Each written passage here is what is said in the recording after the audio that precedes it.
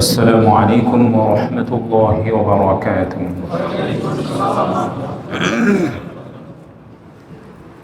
الحمد لله رب العالمين، والعاقبة للمتقين، والصلاة والسلام على سيد المرسلين وعلى آله وأصحابه أجمعين. أما بعد، فقد قال الله تعالى في القرآن الكريم: أعوذ بالله من الشيطان الرجيم، بسم الله الرحمن الرحيم. يا أيها الذين آمنوا كتب عليكم الصيام كما كتب على الذين من قبلكم لعلكم تتقون. وقال رسول الله صلى الله عليه وسلم: أفلا أحب أن أكون عبدا شكورا، أو كما قال عليه الصلاة والسلام. وقال الله تعالى في شان حبيبه: إن الله وملائكته يصلون على النبي يا أيها الذين آمنوا صلوا عليه وسلموا تسليما. اللهم صل على محمد وعلى آل محمد كما صليت على إبراهيم وعلى آل إبراهيم إنك حميد مجيد. اللهم بارك على محمد وعلى آل محمد كما باركت على إبراهيم وعلى آل إبراهيم إنك حميد مجيد. আলহামদুলিল্লাহ, শুরুতেই সে মহান আল্লাহ তাআলার কৃতজ্ঞতা জ্ঞাপন করছি, শুকরিয়া প্রকাশ করছি যে মহান আল্লাহ তাআলা আমাদেরকে দীর্ঘ একটি মাস আমাদেরকে রোজা রাখার তৌফিক দিয়েছেন। এই জন্য আমরা মহান আল্লাহ তাআলার কৃতজ্ঞতা জ্ঞাপন করি, আলহামদুলিল্লাহ। দরুদ ও সালাম পেশ করছি বিশ্ব মানবতার মুক্তির দূত, সকল নবীদের সর্বশ্রেষ্ঠ নবী এবং সর্বশেষ নবী, যার অসীম ত্যাগ, ভাষাতীত কোরবানি আর অফুরন্ত সাধনার বরকতে আমরা ইসলাম নামক একটি সুন্দর দিন পেয়েছি। এই জন্য সেই প্রিয়তম ব্যক্তির প্রতি দরুদ পড়ি সাল্লাল্লাহু আলাইহি ওয়াসাল্লাম। রমজানের পরে শাওয়াল মাস এবং রমজানের পূর্বে হচ্ছে শাবান মাস। নবীজি সাল্লাল্লাহু আলাইহি ওয়াসাল্লাম রমজান ছাড়া সবচেয়ে বেশি রোজা রাখতেন শাবান মাসে। রমজান ছাড়া সবচেয়ে বেশি রোজা রাখতেন কোন মাসে? শাবান মাস, যে মাসটি হচ্ছে রমজানের পূর্ব মাস। আর রমজানের পরের মাসের নাম হচ্ছে আরবিতে শাওয়াল মাস। এই মাসে প্রিয় নবীজি সাল্লাল্লাহু আলাইহি ওয়াসাল্লাম আমাদেরকে 6টি রোজা রাখার জন্য উৎসাহিত করেছেন। শাওয়াল মাসে আমাদেরকে প্রিয় নবীজি সাল্লাল্লাহু আলাইহি ওয়াসাল্লাম 6টি রোজা রাখার জন্য উৎসাহিত করেছেন। এ ব্যাপারে সহিহ মুসলিমের 1164 নম্বর হাদিসের মধ্যে প্রিয় নবীজি সাল্লাল্লাহু আলাইহি ওয়াসাল্লাম বলেছেন, মান সামা রমাদান সুম্মা আতবাআহু সিত্তাম মিন শাওয়াল কানা কাসিয়ামিদ দাহর। নবীজি সাল্লাল্লাহু আলাইহি ওয়াসাল্লাম বলেছেন, যে ব্যক্তি রমাদান মাসের রোজা রাখলো, এরপরে শাওয়াল মাসের 6টি রোজা রাখলো, কেমন যেন সে সারা বছর রোজা রাখলো। তাহলে আমরা যারা এখানে উপস্থিত আছি, আমরা তো সবাই 30টা রোজা রেখেছি না? 30টা রোজা রেখেছি আলহামদুলিল্লাহ। বাকি শাওয়াল মাসে যদি 6টি রোজা রাখি, আল্লাহ তাআলা আমাদের আমল নামায় সারা বছর রোজা রাখার সমতুল্য সওয়াব দান করবেন। দেখেন সারা বছর রোজা রাখার সমতুল্য সওয়াব কিভাবে দেখেন। প্রিয় নবীজি সাল্লাল্লাহু আলাইহি ওয়াসাল্লামের একটি হাদিস আছে, সুনানুন নাসাঈর 2873 নম্বরের মধ্যে উল্লেখ করা আছে, সিয়ামু শাহরি রমাদানা বিআশারাতি আশহুরিন। কোন ব্যক্তি যদি রমাদান মাসের রোজা রাখে, তাহলে কেমন যেন সে 10 মাসের রোজা রাখলো। রমজান মাসের রোজা রাখলে কয় মাসের রোজা রাখার সমান? 10 মাসে রোজা রাখার সমান।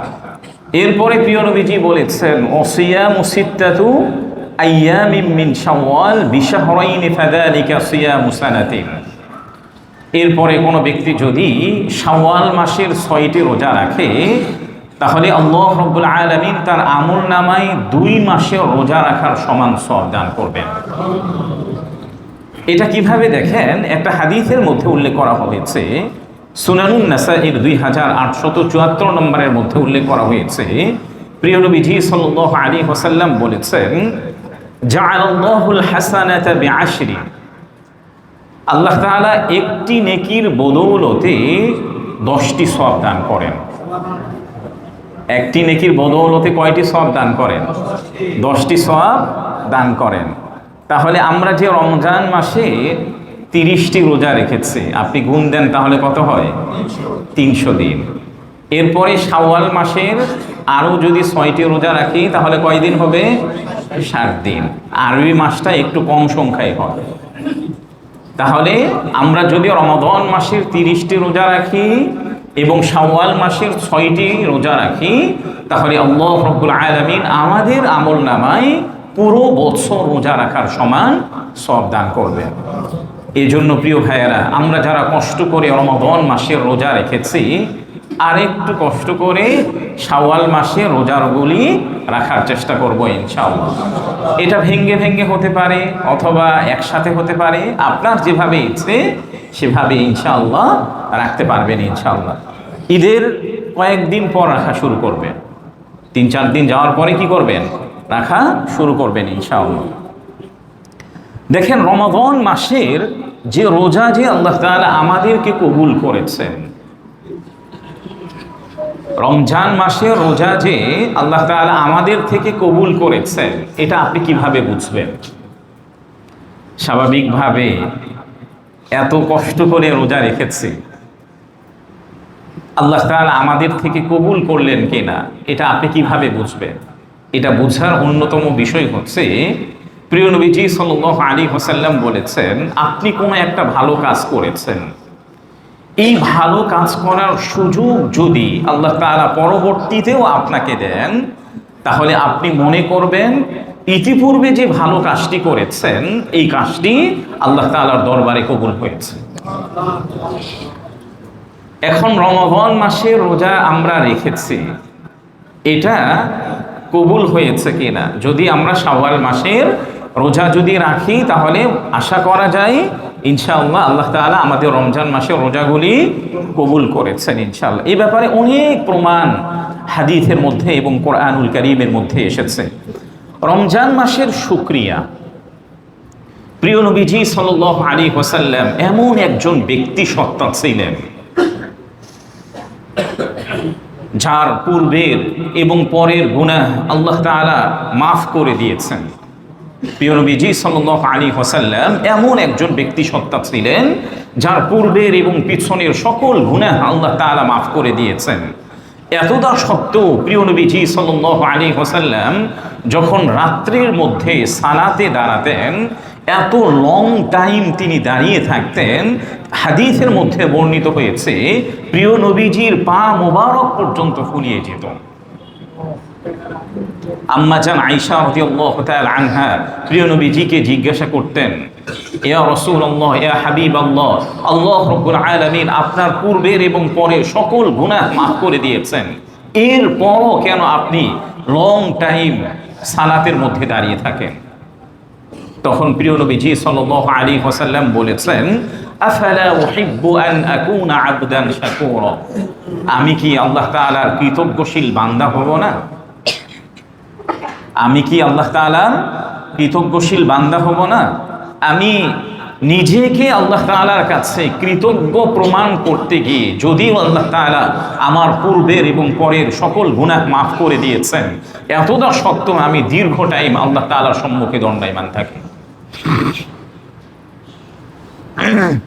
এই জন্য প্রিয় ভাইয়েরা, আমরা যারা রমাদান মাসে তারাবির সালাত আদায় করেছি, তাহাজ্জুদের সালাত আদায় করেছি, অন্যান্য নামাজগুলি আদায় করেছি, রমাদানের পরে যেন আমরা এই আবাদত থেকে মুখ ফিরিয়ে না আনি। স্বাভাবিকভাবে আমাদের প্রত্যেকেরই মস্তিষ্কের মধ্যে থাকবে, যে ব্যক্তি ঈমানের সাথে সওয়াবের আশা করে রমাদান মাসে রোজা রেখেছে, আল্লাহ তাআলা তার পিছনের গুনাহগুলোকে মাফ করে দিয়েছেন। যে ব্যক্তি ঈমানের সাথে এবং সওয়াবের আশা করে তারাবির সালাতগুলি আদায় করেছে, আল্লাহ তাআলা তার পিছনের গুনাহগুলি মাফ করে দিয়েছেন। আমরা আল্লাহ তাআলার কাছে আশাবাদী যে আল্লাহ তাআলা আমাদের গুনাহগুলোকে তিনি মাফ করে দিয়েছেন, কিন্তু এর অর্থ এটা না যে একেবারে ঈদের পরে আমরা আর কোনো ইবাদত করব না।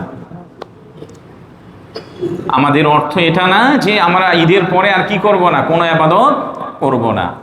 অথচ প্রিয় নবীজির পূর্বের এবং পরের সকল গুনাহ মাফ করে দিয়েছেন। যদিও এই আয়াতটির ব্যাখ্যা হচ্ছে নবীজি তো জীবনে কোনো ধরনের কোনো গুনাহ করেন নাই, না কোনো ছোট্ট গুনাহ, না কোনো বড় গুনাহ, সগীরা গুনাহ করেন নাই, কবিরা গুনাহ করেন নাই। তাহলে আল্লাহ তাআলা এই আয়াতে কেন এই বিষয়টি উল্লেখ করেছেন? মুফাসসিরিনে কেরামগণ বলেছেন, মূলত এই আয়াত দ্বারা আল্লাহ রাব্বুল আলামিন প্রিয় নবীজির মর্যাদাকে আরো বেশি সমুন্নত করেছেন। প্রিয় নবীজির তো কোনো গুনাহ নাই, কিন্তু এই আয়াত দ্বারা আল্লাহ তাআলা প্রিয় নবীজি সাল্লাল্লাহু আলাইহি ওয়াসাল্লামের মর্যাদাকে আরো বেশি কি করেছেন? সমুন্নত করেছেন। গত কয়েকদিন আগে বাংলা ভিশন টিভির লাইভ অনুষ্ঠানে দুটি প্রোগ্রাম করেছি। এর মধ্য থেকে একটা প্রোগ্রামে একটা বিষয় সিলেক্ট ছিল। সে বিষয়টি হচ্ছে রমজান মাস আমাদের জীবনে কতটুকু পরিবর্তন আনলো। রমজান মাস আমাদের জীবনে কতটুকু পরিবর্তন আনলো, এই বিষয়টা আমাদেরও জানা দরকার। প্রত্যেকটা রমাদান আমাদের মাস থেকে বিদায় নিচ্ছে। আমরা যারা এখানে হয়তো 30, 40 কিংবা 50, 60 ইয়ার্সের আছি, আপনি চিন্তা করুন তো আমাদের জীবন থেকে কতগুলো রমাদান অতিবাহিত হয়েছে। প্রত্যেকটা রমাদান আমাদের জীবন থেকে চলে যাচ্ছে। রমাদান আমাদের জীবনে কতটুকু পরিবর্তন আনছে। কোরআনুল কারীমের মধ্যে আল্লাহ তাআলা যে সূরাতুল বাকারার 183 নম্বর আয়াতের মধ্যে আল্লাহ তাআলা উল্লেখ করেছেন, ইয়া আইয়ুহাল্লাযীনা আমানু কুতিবা আলাইকুমুস সিয়াম কামা কুতিবা আলাল্লাযীনা মিন ক্বাবলিকুম লাআল্লাকুম তাত্তাকুন। আল্লাহ তাআলা রোজাকে আমাদের উপরে ফরজ করেছেন যেমনটা ইতিপূর্বের মানুষদের উপরে তিনি ফরজ করেছিলেন। কেন ফরজ করেছেন এই বিষয়টি আল্লাহ তাআলা বলেছেন, লাআল্লাকুম তাত্তাকুন, যেন তোমরা তাকওয়া অবলম্বন করতে পারো, মুত্তাকি হতে পারো। আল্লাহ তাআলার প্রতি যে শ্রদ্ধাপূর্ণ ভালোবাসা আছে, এই ভালোবাসাটা যেন আমরা অর্জন করতে পারি। যার কারণে আল্লাহ তাআলা কি করেছেন? আমাদের উপরে রোজাকে ফরজ করেছেন। একেবারে রমাদান মাসের লাস্ট ডেতে আমরা উপস্থিত হয়েছি। আপনি চিন্তা করেন, বা আমি নিজেই চিন্তা করি, প্রত্যেকটা ক্ষেত্রে আমি যখন ঘরে থাকি কিংবা অফিসে থাকি কিংবা যখন একাকী থাকি, রমাদান মাসের রোজাকে আল্লাহ তাআলা যে রিজনে ফরজ করেছেন, যে উদ্দেশ্য নিয়ে তিনি ফরজ করেছেন, এই উদ্দেশ্যটা আমার অর্জন হয়েছে কিনা, এই উদ্দেশ্যটা আমার অর্জন হয়েছে কিনা। আমি অফিসে আছি, অফিসের যে সকল কার্যক্রমগুলি আল্লাহ প্রদত্ত আমার উপরে নিষেধ করেছেন, এগুলি থেকে আমি বিরত থাকছে কিনা। ঘরের মধ্যে একাকী আছে, একাকী থাকা অবস্থায় অনেক গুনাহের দিকে মন ছুটে চলে যায়। বাস্তবিক পক্ষেই আমি যদি গুনাহ থেকে নিজেকে বিরত রাখতে পারি, তাহলে রমাদান মাসের প্রকৃত উদ্দেশ্য আমার থেকে অর্জিত হয়েছে, তাহলেই আমি প্রকৃতপক্ষে সফল ব্যক্তি। আর এর বিপরীতে রমাদান মাস চলে যাচ্ছে, রমাদান মাসের মধ্যেও আমি প্রতিটি গুনাহ করেছি, একাকী থাকা অবস্থায় কিংবা সামাজিক জীবনে থাকা অবস্থায় গুনাহের মধ্যেই নিজের জীবনটাকে অতিবাহিত করেছি, তাহলে আমি একজন ব্যর্থ রোজাদার, হতভাগ্য রোজাদার। এই জন্য আল্লাহ তাআলা যে উদ্দেশ্য নিয়ে রোজাকে ফরজ করেছেন, এটা আমার কতটুকু অর্জন হলো, এটা যদি আমরা প্রত্যেকেই একটু চিন্তা করি, তাহলে আমরা সহজেই বুঝতে পারবো। একবার হযরত ওমর রাদিয়াল্লাহু তাআলা আনহু হযরত উবাই ইবনে কাব রাদিয়াল্লাহু তাআলা আনহুকে জিজ্ঞাসা করলেন, তাকওয়া কি? আমরা সবাই বলি না যে মুত্তাকি একজন ব্যক্তি, পরহেজগার একজন ব্যক্তি। হযরত ওমরের মতো ব্যক্তিত্ব, তিনি হযরত উবাই ইবনে কাব রাদিয়াল্লাহু তাআলা আনহুকে জিজ্ঞাসা করছেন যে মূলত তাকওয়াটা কি। হযরত উবাই ইবনে কাব রাদিয়াল্লাহু তাআলা আনহু তিনি হযরত ওমরকে বলছেন, ওমর, তুমি কি কখনো এমন রাস্তা দিয়ে অতিবাহিত হয়েছো যে রাস্তার চতুর্পাশে কাঁটাযুক্ত গাছ আছে, মাঝখানে একেবারে সংকীর্ণ একটি রাস্তা আছে, যে রাস্তা দিয়ে তুমি অতিবাহিত হয়েছো? হযরত ওমর রাদিয়াল্লাহু তাআলা আনহু বললেন, হ্যাঁ, এমন অনেক রাস্তা দিয়ে আমি অতিবাহিত হয়েছি যার চতুর্পাশে কাঁটাযুক্ত গাছ ছিল। হযরত উবাই ইবনে কাব রাদিয়াল্লাহু তাআলা আনহু বললেন, এই রাস্তাগুলো দিয়ে তুমি কিভাবে অতিবাহিত হয়েছো? হযরত ওমর রাদিয়াল্লাহু তাআলা আনহু বললেন যে আমি এমন ভাবে অতিবাহিত হয়েছি, আমার কাপড়গুলোকে একেবারে জড়সড় করে নিয়েছে, যেন কোনোভাবে গাছের কাঁটা আমার গায়ে না বিঁধে এবং আমার কাপড়ের মধ্যে না বিঁধে। হযরত ওমর রাদিয়াল্লাহু তাআলা আনহু এই উত্তর দেওয়ার পরে হযরত উবাই ইবনে কাব রাদিয়াল্লাহু তাআলা আনহু বললেন যে এটাই তাকওয়া। হযরত উবাই ইবনে কাব কি বললেন? এটাই তাকওয়া। আরেকটু ব্যাখ্যা করে যদি আমি বলি, আমরা একেবারে আখিরুজ জামানের মধ্যে পদার্পণ করেছি, কিয়ামতের পূর্ব মুহূর্তে আমরা উপস্থিত আছি। আমাদের এই সমাজে এসে, আমাদের এই সোসাইটিতে এসে গুনাহের উপকরণের কোনো অভাব আছে?